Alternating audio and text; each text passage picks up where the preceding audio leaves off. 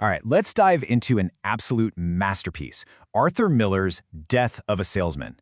Now, this isn't just some play you read in high school. It's this powerful, timeless warning about the American dream and what happens when that dream goes horribly, horribly wrong.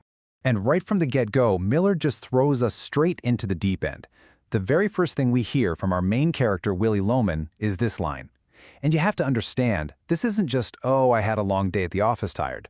No, this is a deep, soul-crushing exhaustion, a weariness that's going to set the tone for everything that follows. So that really brings us to the central question of the entire story, right? What happens when that dream you've built your whole life on just becomes a total nightmare? Because that's what we're about to see, the slow, heartbreaking collapse of a family built on a dream that's crumbling to dust right before their eyes. Okay, so let's get into it. We are dropped right into the middle of Willy Loman's crisis. He's this 60-year-old traveling salesman, and he's just broken. He shows up back home in Brooklyn, hasn't even finished his sales trip, and you can tell immediately, right from that first moment, that something is deeply, deeply wrong. And the signs of his breakdown are, well, they're impossible to miss. He can't even finish a sales trip. He keeps driving off the road, telling his wife Linda he can't seem to keep his mind to it. These aren't just daydreams. These are dangerous, intrusive thoughts. When he finally admits to her, I just couldn't make it, it's not an excuse. It's a desperate cry for help from a man who is literally at his breaking point. So yeah, we see Willy's personal crisis, but it's really a symptom of something much bigger. This isn't just one man falling apart. It's what happens when you spend your entire life chasing a dream that just isn't right for you. It's about a paradise that's been lost, swallowed up by the tough realities of the world. And this contrast just hits you like a ton of bricks. You hear Willy talking about how things used to be, these two beautiful elm trees, the smell of the air, a real home. But now, it's just bricks and windows and bricks. They're completely boxed in. You can't even grow a carrot in the yard. It's this perfect, brutal symbol of how his dream of a simple life has been completely suffocated. And this feeling of failure, it's not just Willy's, it's infected his sons too. Take Biff. He's 34 years old, and he feels like his whole life has been a waste.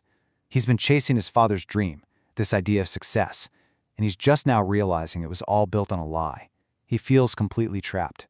And you might think, well, what about the other brother, Happy?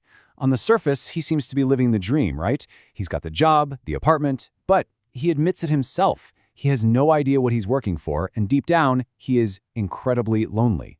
It just goes to show you how hollow this particular dream really is. It promises everything and gives you nothing. So all this disillusionment, it's just poisoned the family. It's created this huge rift, a house completely divided. And the most painful part of that is the conflict between Willy and his son Biff. Their relationship is just shredded by years and years of disappointment and resentment.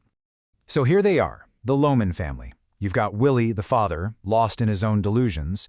You have Linda, the wife, who loves him so much she enables him. And then the two sons, Biff and Happy, who are just completely caught up in their father's broken idea of what success is supposed to look like. Every single one of them is trapped. Willy's anger at Biff it's just explosive. He looks at his son and all he sees is failure. In Willy's mind, Biff not being a big-shot salesman isn't just a different life choice, it's a personal insult, a betrayal. And so he just lashes out, calling his own son a lazy bum. But then, literally moments later, he'll turn right around and defend him. He'll say, there's one thing about Biff. He's not lazy. This constant back and forth, it's not just a father being complicated. It's a huge red flag.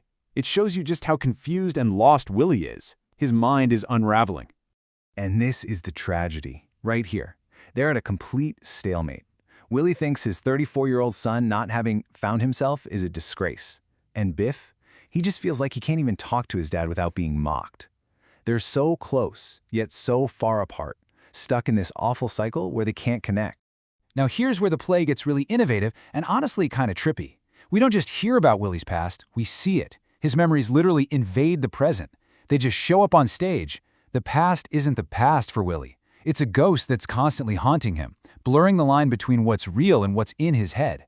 And this gives you a really clear and frankly chilling look at how his mind is slipping. He'll be in the present, talking about his Studebaker, and his wife Linda has to remind him, you opened the windshield today. And Willy realizes he's not even thinking about this car. He's lost in a memory of his old Chevy from 1928. It's terrifying, because for him, the past is alive and it's literally taking over.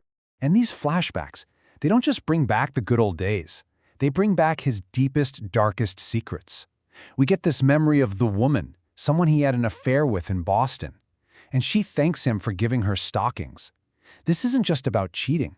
The stockings become this symbol of his guilt, of his betrayal of his family. And then you see how this memory bleeds into the present, in the most painful way. A little while later, he sees his wife, Linda, mending her own old stockings, and he just explodes. "I won't have you mending stockings in this house," he yells. You see, the guilt from giving new stockings to his mistress makes him furious at the sight of his loyal wife having to repair hers. There's just no escape for him.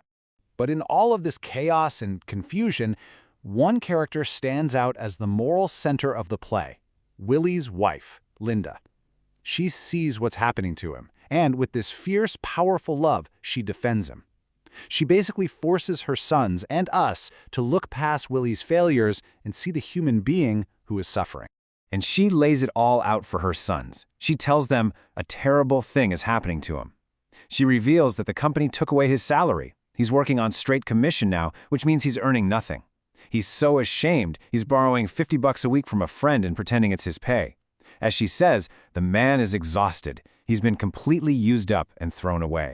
But then, she drops the bombshell, the real terrifying secret she's been keeping. Those recent car crashes, not accidents. Someone saw him deliberately drive off a bridge. And worse, she found a little piece of rubber pipe hidden in the cellar near the gas heater. He's been actively trying to kill himself. The truth is out, and it's absolutely horrifying. And all of this leads to her most famous, most powerful line in the entire play.